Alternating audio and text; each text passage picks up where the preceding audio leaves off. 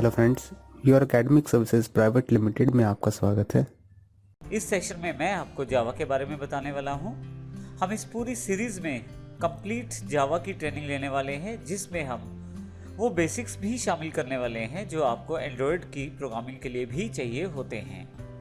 जावा को शुरू करने से पहले मैं आपको ये बता दूं कि ये सबसे पॉपुलर लैंग्वेज बन चुकी है आज की डेट में जावा, और इस पे इस समय भी 9 मिलियन से ज़्यादा डेवलपर्स काम कर रहे हैं।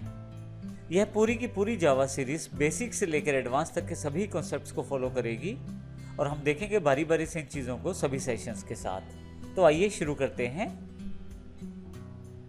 जावा क्या है और क्यों इसे प्रयोग करते हैं। जैसे कि मैंने पहले बताया, जावा सबसे पॉपुलर एक लैंग्वेज है, और यदि हम बात करें लैंग्वेज के बारे में, प्रोग्रामिंग लैंग्वेज के बारे में, तो इससे पहले वाले सेशन हमारे पास आपकी इसी डीवीडी के अंतर्गत अवेलेबल हैं। यदि आप बिल्कुल फ्रेशर हैं, यदि आप पहली बार किसी लैंग्वेज को सीख रहे हैं, तो मैं आपको सजेस्ट करूंगा कि आप हमारी C या C++ के बेसिक्स को ज़रूर एक बार रिवाइज कर लें। इसके लिए आपको कहीं जाना नहीं है। इसके लिए आपको जो ये जावा का डीवीडी मिला है, इसके अंदर ही हमने उन बेसिक्स को दोबारा दिया है। आपको जो सीरीज़ दी गई है जावा की, उसमें हमने C++ के कुछ बेसिक्स पहले से डाल दिए हैं। आप इनको केवल 1-2 बार देख सकते हैं। देखने भर से आपको काफ़ी सारी चीज़ें समझ आ जाएंगी, जिससे आपके लिए जावा को सीखना थोड़ा और आसान हो जाएगा। लेकिन यदि आपके पास पहले किसी भी तरह का प्रोग्रामिंग एक्सपीरियंस नहीं है, तो भी कोई बात नहीं। हम हर एक कॉन्सेप्ट को यहाँ कवर करने वाले हैं और अच्छी तरह से उसे समझने वाले हैं। तो आप बिल्कुल बेसिक्स से शुरू करते हुए एडवांस की तरफ चलेंगे। तो आइए शुरू करते हैं जावा के बारे में। जावा एग्जैक्टली हाई लेवल लैंग्वेज है। हाई लेवल का अर्थ आप कंप्यूटर में सिंपल इंग्लिश का प्रयोग करते हुए जावा के प्रोग्राम को डेवलप कर सकते हैं। जावा को सबसे पहले सन माइक्रो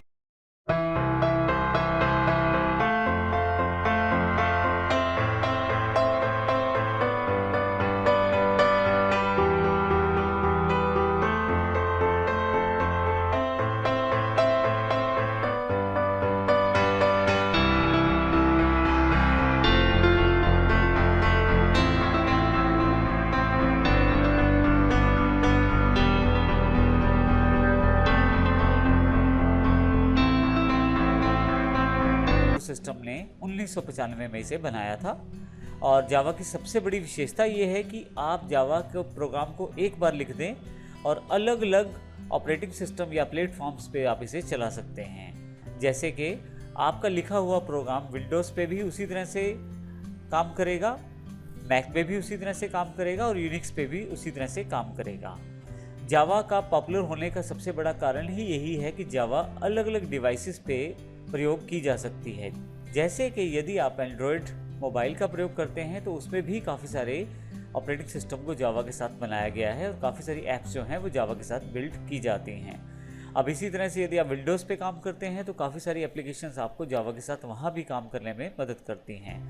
तो इसी तरह से यदि आप मैक पे भी काम करते हैं, तो मैक पे भी जावा से बने हुए काफ़ी सारे प्रोग्राम्स का आप प्रयोग कर सकते हैं। सबसे अच्छी बात यह है कि जावा का एक ही प्रोग्राम आप विंडोज़, मैक, यूनिक्स या एंड्रॉयड किसी पे भी रन कर सकते हैं।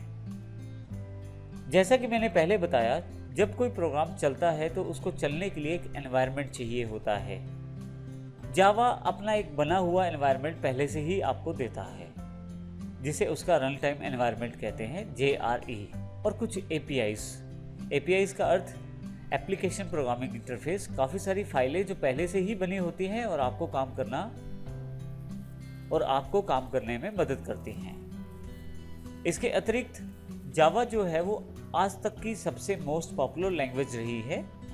जैसा कि मैंने पहले भी बताया, 9 मिलियन से ज़्यादा डेवलपर आज भी इस पे काम कर रहे हैं, और एंड्रॉयड प्रोग्रामिंग की सबसे बेस्ट सूटेड लैंग्वेज जो है वो जावा है। यह एक छोटी सी इंट्रोडक्शन है। जावा के बारे में हम विस्तृत रूप में आने वाले सभी सेशंस में जानकारी लेंगे। हम ये देखेंगे कि जावा के और कौन से एस्पेक्ट हैं जिनको जानना ज़रूरी है, जिनसे हम इस लैंग्वेज को अच्छी तरह से सीख सकते हैं।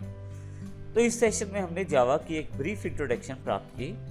अगले सेशन में हम जानकारी लेंगे कि कौन कौन सी चीज़ें आपको रिक्वायर्ड हैं जावा सीखने के लिए, अर्थात प्री रिक्विजिट क्या है जावा के लिए। धन्यवाद।